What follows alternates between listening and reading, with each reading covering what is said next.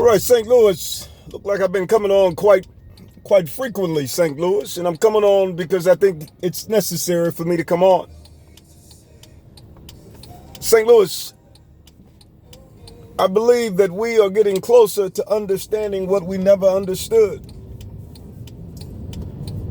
And that's simply stating we're beginning to understand the truth, St. Louis. We're beginning to understand what we never understood. I want all of you to think for a second. Just imagine if the world just started, say 13.8 billion years ago. And based on the world just starting 13.8 billion years ago, there was suddenly a living organism that suddenly appeared, and that living organism mated with other living organisms, and subsequently there were many children. And as a result of the children from that living organism, which was the parent, the children had children. And the children's children had children. But what we never really understood was the fact that we hadn't yet completely evolved into what we were created to become. In other words, everything is material, physical. As long as you are a child, in other words, your mind can only see at the strength of a child. You're not going to be able to see what you need to see in order to know where you need to go. And unfortunately, the children have been leading since we've known ourselves, or since the world was created. The Bible says as long as you are a child, you're under the tutors of governors and servants, even though you are Lord of Lords. What that tells me is that we have the ability to reach a full manifestation of leaving a child state, which is material, and subsequently connecting to the spirit state, which is literally causing us to reverse the laws of thermodynamics and go into a different dimension, fourth, fifth, sixth, seventh, eighth dimension, which is curled up. And unfortunately, we never had the power to know that we can subsequently become what we never became. What am I saying?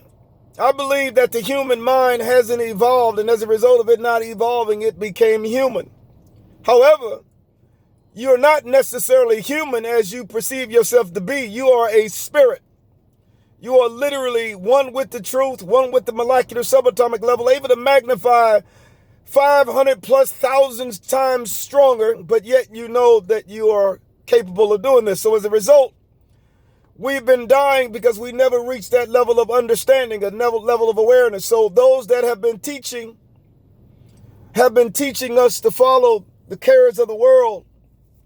Everyone's trying to be better than the next. Everyone wants to be like Mike. Everyone wants to be the CEO and COO, and everyone wants to be the lawyer, the doctor, the federal agents, the judges, the astronauts, the colonels, the generals, the preachers. But yet, we're building our world in a system that had not evolved. Subsequently, the laws of thermodynamics, entropy, increase, chaos, and disorder has led us down a path of destruction. The Bible says many have taken the wide gate that lead to destruction, and the narrow gate that lead to life not many people find.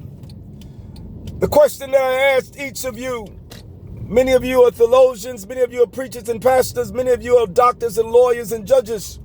Many of you have JDs, MDs, DDs, PhDs, and all kind of Ds. But do you truly understand the truth? How can you know the truth and you have not the mind to know that you don't know? So you can't necessarily warp space and time at absolute zero, minus friction and heat. So if you're in a gravitational field, being that you're on Earth, number 3 planet, which they state that the Earth literally is traveling around the sun. In other words, the Earth takes 365 days to travel around at one time. However, Neptune takes 150 plus years, or shall I say 165 one time. So that tells me that if we're traveling around the sun one time, it takes a full year. That means that we are close to the sun. The sun is not the sun as you know the sun. Sun is different levels of energy that's pulling us down to itself. And as a result, that means that our mind is not strong enough to escape the gravitational pull. Many are trying to colonize Mars and various other planets to leave the carbon emissions, the fossil fuels, the poison that we are inhaling. But the question I ask all of you, is it possible that everything that we see, taste, touch, smell, and hear is literally in our mind, subsequently become form as we see it? If we strengthen in mind, in other words, if we strengthen in mind all the way to the perfect sound, the perfect light, we would literally surpass all of the negative energy that's keeping us in prison. And as a result of surpassing all of the negative energy, we would literally fuse together and create a unified field of everything, which many physicists know not of.